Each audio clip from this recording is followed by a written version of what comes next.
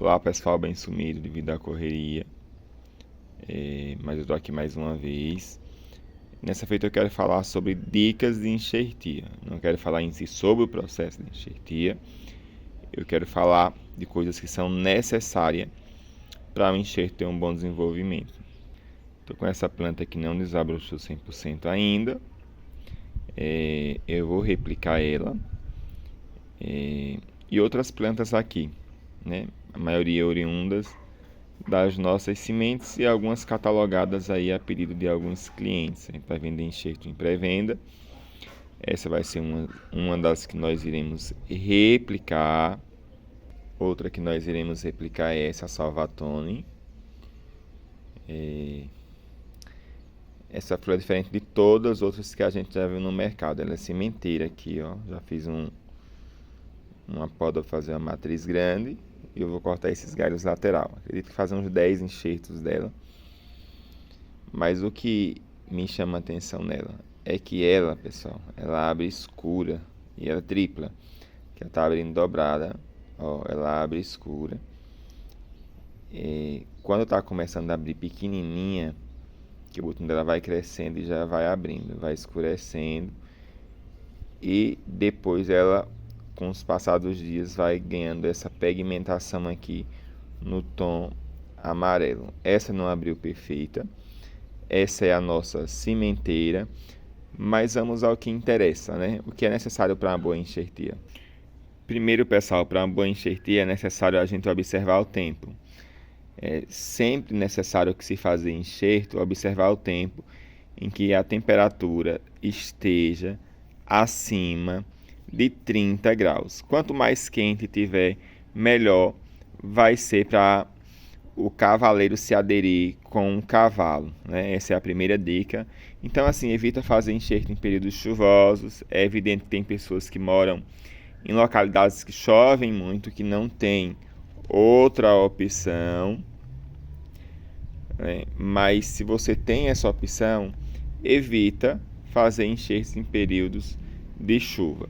Segunda dica, pessoal, é a gente observar a questão do material genético. A gente vai enxertar uma planta, a gente tem que saber se o material que a gente vai enxertar ele está apto para enxertia, se ele está firme. Esse é um galho antigo, esse é o galho central. É evidente que foi o primeiro galho, quando a mudinha foi semeada que brotou, que ele é mais firme. Mas se você observar, esse galho aqui, ó, tá todo firme, embora ele seja fininho, tá todo firme.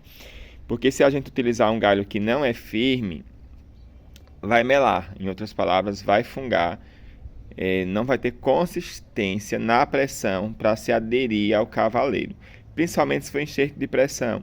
Se for enxerto de garfagem, ainda funciona bem. Um exemplo vivo é isso aqui, ó. Aqui é uma das matrizes da francesinha, toda polinizada. Você percebe que esse galho aqui é um galho que não está 100% firme. Por que eu limpei ele? Para ajudar a firmar. E quando eu recolher essas vagens aqui, ó, estão vendo? Que daqui a 60 dias no máximo, aqui é esse período, 60 a 70 dias, porque aqui é muito quente, o galho vai estar pronto para ser cortado e a gente trabalhar o processo de enxertia. Todas as nossas matrizes dela estão polinizadas. Ó. É muito florífica. Então, a segunda dica, além dessa questão de observar o tempo, é observar a qualidade do material genético que você irá utilizar. E isso é evidente que não tem a ver com espessura, se o galho está grosso, se o galho está fino. Isso é de planta para planta, porque um exemplo que a gente tem aqui, ó, é uma matriz da Sualo, o galho, ó, muito fininho, como vocês podem observar. Mas por quê? Porque é genética da planta ter o galho fino, mas é um galho já totalmente firme. Então, é uma questão de consistência relacionada ao tempo que o galho tem. Se o galho tiver um bom tempo, ele vai estar um galho firme. Outra dica pessoal, é a questão dos cavalos. Eu vou fazer enxerto aqui de pré-venda e enxerto normais a gente tem alguns para comercializar.